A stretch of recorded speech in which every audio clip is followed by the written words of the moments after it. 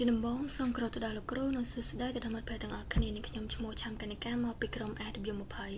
ថ្ងៃនេះខ្ញុំមកបង្ហាញអំពី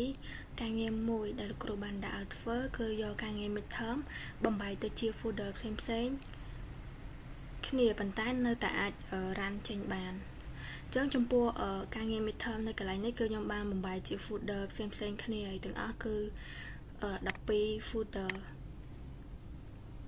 ចឹងខ្ញុំបានបំបែកវាទៅជាមួយអស់ហើយ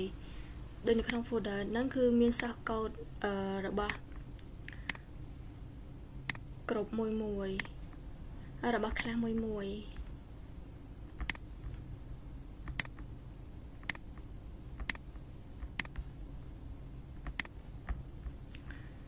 ចឹងខ្ញុំនឹងធ្វើការរ៉ានឲ្យមើលថានៅពេលដែលខ្ញុំបំបែកទៅជា folder ផ្សេងគ្នាហើយតើអាចនៅរ៉ានដើរទៀតអត់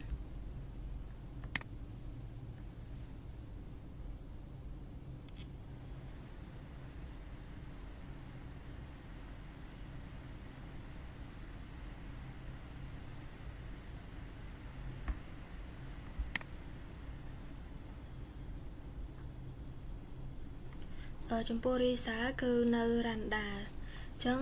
សូមអរគុណលោកគ្រូនិងអ្នកទាំងអស់គ្នាដែលបានចំណាយពេលទស្សនាវីដេអូមួយនេះ